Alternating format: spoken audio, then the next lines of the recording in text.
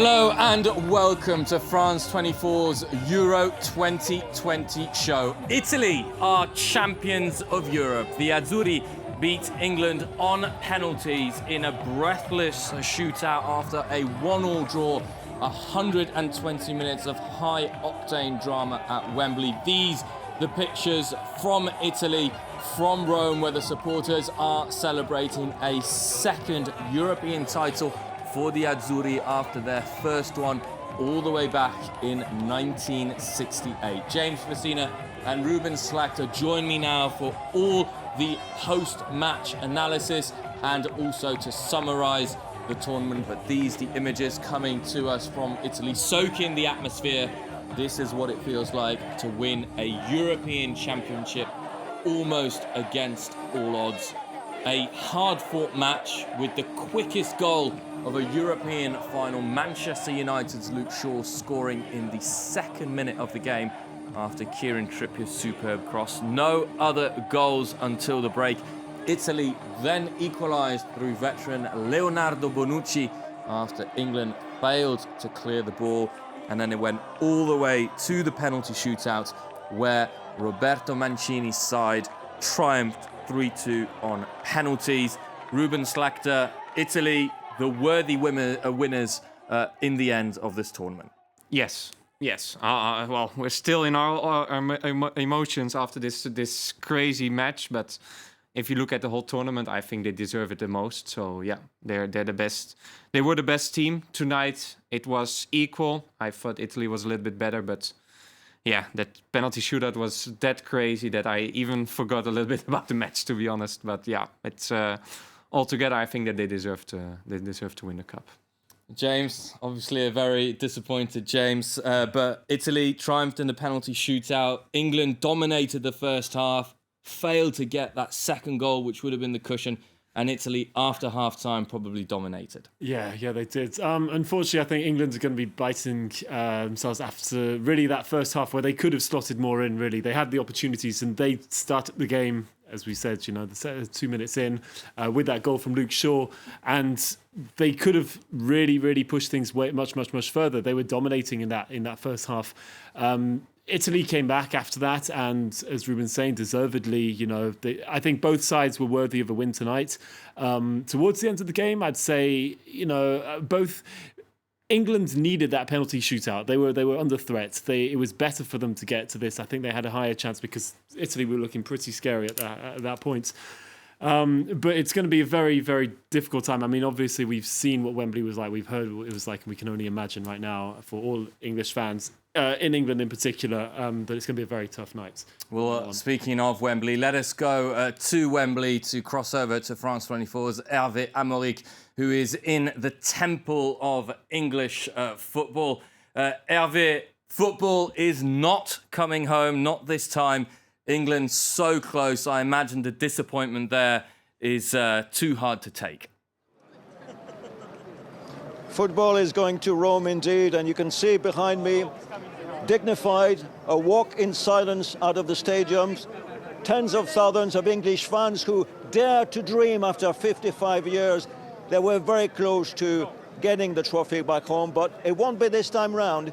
Now, certainly, Gareth Southgate's team has been magnificent throughout this tournament. They're allowed to unify a country that has been hit hard by the pandemic, and certainly this is a day that people will remember. There was a very strong build-up throughout the week. It was a very long game. It was excruciating in the last final minutes, while England had started so well, scoring in 2 minutes from the start of the game and not allowing Italy to make their game. They stole the game, but eventually the Italians showed what they have. They showed they were the form team of the tournament, and they came back with a vengeance. I have with me two fans who came all the way from the Midlands to see this game, and of course, Paul, disappointment.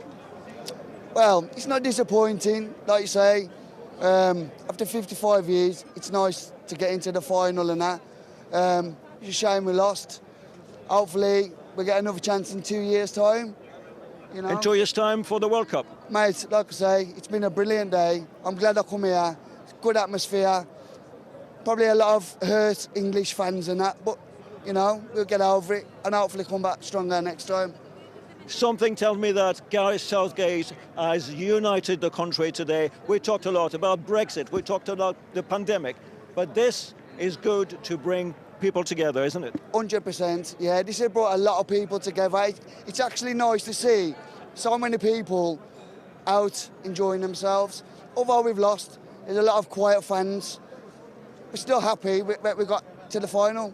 You know what I mean? We're still happy that we got here. You still made history after 55 years. After 55 years, first time in my life I've ever experienced something like this.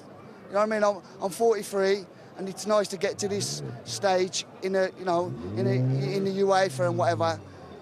It's just nice to get there, and hopefully, like I say, next 2 years in the World Cup, hopefully we'll get there again. You know. Thank you very much, Paul.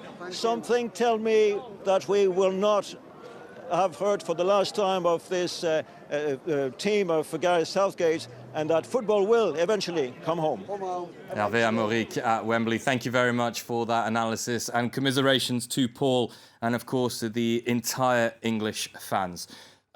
We spoke a lot ahead of the game about the two managers, the battle, the tactical battle that there was going to be between Gareth Southgate and Roberto Mancini. It seemed that for a large part of the game, Gareth Southgate had the upper hand, but I think both of you have got a lot to say on the penalty shootout and the choices of England's penalty takers. James, what do you think about the choice of Jadon Sancho, Marcus Rashford, Bukayo Saka, 18, 19 years old, to take that kick? Bizarre. Yeah, really strange. I think we were all surprised seeing two players who basically came on for the penalties.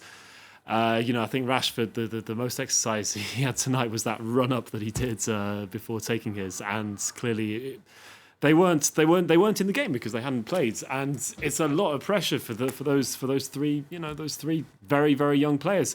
Saka in particular, it's a worry for him. I'm sure he'll be fine, but he's been exceptional throughout the tournament, and everyone. I mean, it was great to see him tonight. To be honest, I wasn't sure whether he was going to come on even tonight because, he's young, it's all new to him, obviously tired physically, but also mentally. To be the last one to take that decisive penalty almost decisive penalty. That must drain psychologically. I'm sure he'll get over it, but it's a very strange decision to take. So does the fault lie with Southgate, Ruben? Is that a big error of managerial talent? Yes, it is a big error, but we don't know what happened. I was also really surprised that there weren't any experienced players who just stood up. Okay, we know that the English team is not full of experienced players, but someone like Bonucci, that he takes a penalty. He's maybe not even the best penalty taker, but he can cope with this pressure. Harry Maguire, when he came on, we were like, well, he will probably miss. Fantastic penalty, just because you know how they are in the game. It's also that, maybe that Southgate was so convinced that both Sancho and Rashford would score. It's also quite harsh on him, but because you already said for a good part of the match, especially the first half, his tactical plan was really, really good, quite perfect, I would say. But yeah, he just, especially like asking Saka to take the last penalty, that's really strange for me. Bukayo Saka, especially, absolutely distraught after the penalty shootout, because Jordan Pickford, actually very criticised goalkeeper, and yet 2 penalty saves. He played his part in England's success. And rightly so. If England wins the tournament, then everybody is like Pickford, goalkeeper of the tournament, stopping 2 penalties, and he did really well in that shootout as well. So yeah, you also feel a little bit harsh for him. But yeah, it's sad for everyone. I mean, you don't want a kid of 19 years old to miss the final penalty and to be him like the loser of the night, because he will be. But yeah, I really hope that he will step over it, because he's a fantastic player, and that, we won't remember this, but remember, like the fan said, I'm quite impressed how positive he still was, that there was a real unified team. And England, it was 50% the penalties, and they lost. But they're second of Europe. That's still impressive. Well, before we talk a little bit more about Italy and how impressive the Italians have been, well, let's cross over to Rome, where France 24's Seema Gupta is probably enjoying and taking part in the festivities. Seema, the Italians in paradiso, no?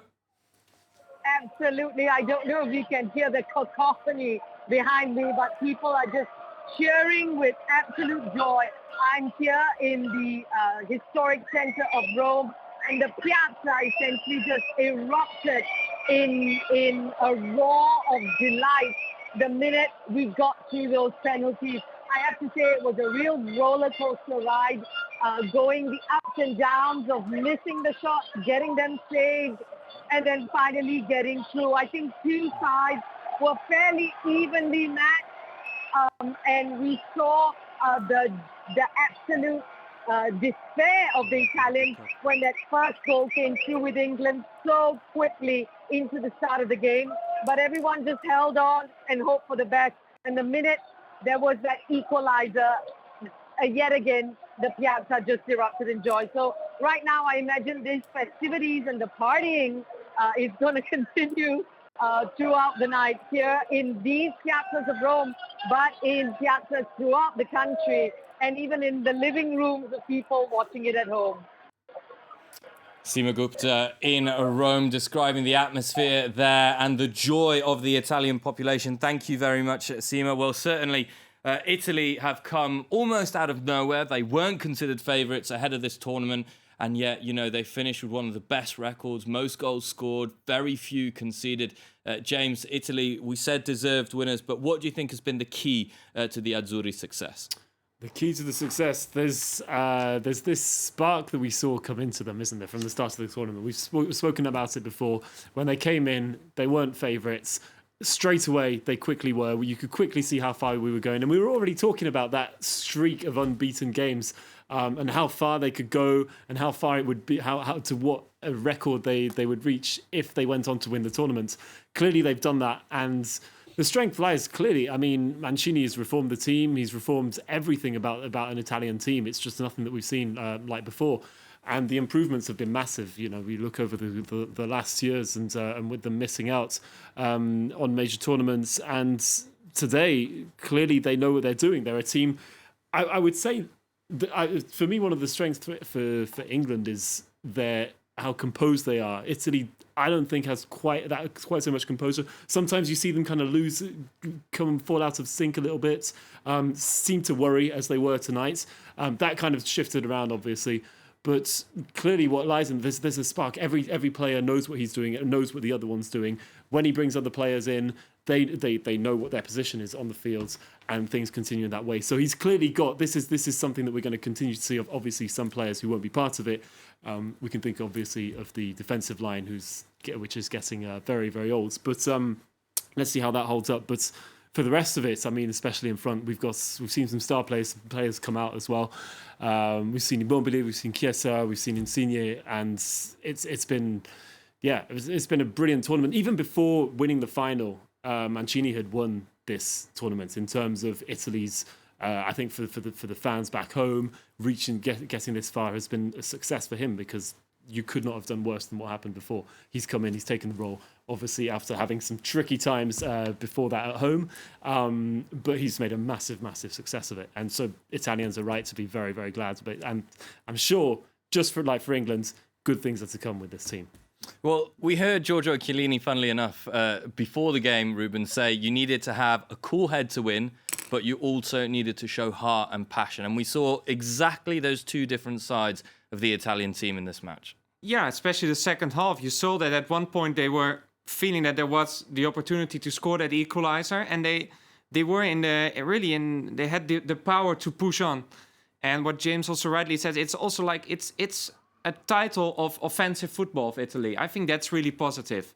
I mean, when we talk Italian football in general, it was always defensive, negative. We're now in a new era, I would say. And it's impressive because Chiellini and Bonucci are still there, but the whole team around them is now moving forwards. And that's really pleasant to watch. And like you say, it was at one point, they knew how to face Wembley, which wasn't easy because the atmosphere was brilliant, I would say. But at the same time, when there were those penalties, they also knew how to compose themselves, to come back to where, just to be calm at the end and finish it off. Same time, the coolest, Jorginho missed his penalty. So we can say it was a little bit lucky as well. Well, we've had all the analysis on England's disappointment, on Italy's triumph. It's time now to look at everything else that has happened over the past month. The best players, the best teams, UEFA and the Euros themselves, of course. Let's start with France 24's team of the tournament, carefully selected by our panel. We can see the team there. Perhaps a few last-minute changes. This was done just before the end of the England-Italy final. But Schmeichel in goal, Luke Shaw at left-back, Harry Maguire, Simon Kier, Kyle Walker, Pedri, Jorginho, Pogba in midfield, Raheem Sterling, Patrick Schick and Federico Chiesa. Any changes, last-minute changes, Ruben, to this team? Well, maybe you should put in Chiellini for the fantastic final he had, in my opinion. Maybe it's just good to explain Pogba, because, we're France 24, but we also wanted to have Pogba in because in individual performance, it was really impressive. At the same time, he was also kind of a symbol for France, like brilliant at times, but also losing that decisive ball against Switzerland and then getting out of the tournament. So that's maybe good to explain, because a lot of people will say, wow, why Pogba in the team? I think that to add an Italian defender wouldn't be bad, and maybe even Donnarumma in goal. Although I think that he stopped 2 penalties, but even tonight there were some unclear moments. It wasn't always convincing. So it could be Schmeichel, it could be Pickford. So it's either taste. Yeah. James, which player has impressed you the most in this tournament? I'd just say I don't think we need to look for excuses for Pogba's on the list. I think he was brilliant. I mean, France didn't get at all as far as they wanted to, especially as world champions. But he was there from every game, and his role was essential. And especially, I mean, you could see him in that desire. He was fast. He was on the ball everywhere and really helping the team. So for me, Pogba definitely, we've discussed this a lot. He definitely has his place on there. Near to him there, obviously, Pedri, for such a young lad. I mean, what a performance. I mean, he's part of this growing Spanish team who have had a success. Coming similar to Italy, having to reform and come onto kind of unknown territory together, which makes perfect sense. And then, Schick, of course, to me is the goal of the tournament. Against Scotland. Against Scotland. I mean, that was what a screamer. I mean, we watched that one together. No one could believe it. So big goalkeeping error, but massive, huge precision from his side. If just in terms of the player though of the tournament, who is it? That probably takes it. I wanted to say Spinazzola, but he's not even in the team. But until the final, I thought, it's so sad that he got injured, so I wanted to mention him. And also maybe even Simon Kier, but that's just the other story. It's also good, I think, to remember that what he did, not only for his friend Christian Eriksen, and afterwards performing so well, I think that's really impressive. If you look only on the football side, I think that Pedri was the most impressive player in the tournament. Like James said, he is so young and already so dominant. It's just fantastic. Perhaps a new Iniesta in the making. Let's talk now about the top teams of the tournament, those that have surprised and performed the best. No surprises really there with our 3 choices: England, Italy, and of course the country of Simon Kier, Denmark. We've spoken a lot about England and Italy, so I'd like to talk perhaps very briefly about Denmark. What they achieved, in my view, is nothing short of spectacular, particularly the spirit that they had getting to the semi-finals. Yeah, I'd challenge, who else would you put as thirds on there? If you put the 2 finalists, who else? Because Denmark, where they've come from, what they've achieved, getting so far, when they really had nothing to play for, from the first game, their tournament was over in a sense. They didn't need to prove anything. It was told they were told there was nothing. No one was going to expect anything from them after that. Of course, after losing, Eriksen unfortunately having to leave the tournament like that, and how hard for a team to watch a player. You look at that and you think that could be anyone. And especially going on to play the game after that, and the way it was all televised in a way, very, very weird, and hard for a team to put on. And on top of that, afterwards, they were electric. They put on a great performance, got extremely far, and deserved so. These are our tops. Let's move over now to our flops, of course, selected whether they disappointed by their performances or also due to their status coming into the performance, into the tournament. And I think, Ruben, if we look at this selection, perhaps people might be surprised that France are there, Portugal as well, the defending champions. But it is true, the defending European champions and the world champions, very disappointing. France were the odds-on favourites. And I think they had to win. Okay, they lost against a brilliant Swiss side, to talk about one of the tops. But still, it's quite embarrassing for France to go out already in the second round. Turkey, I think that everybody expected a lot from Turkey. And maybe it wasn't right to expect so much. But yeah, it's a flop if you lose your matches. And especially the way they did. It was so bad. So yeah. And Portugal, I think, if you look at all those individual players, I think that behind France, they have maybe the best squad in the whole tournament. And we haven't seen it. They were bad against Germany. They were okay against France. Even against Hungary, they had a really hard match. And then they lost against the Belgians. So I think that Portugal, it was a way better team than in 2016 when they won. And now they went out in the second round. So yeah, for me, definitely a flop as well. Perhaps another manager there that didn't make the right choices for his team. Well, that brings this Euro 2020 show to an end. I would just like to say thank you for following us for this entire month. It's been an absolute pleasure. Ruben Slagter, thank you very much for being with us throughout the tournament. James Facina from our sports desk, thank you as well.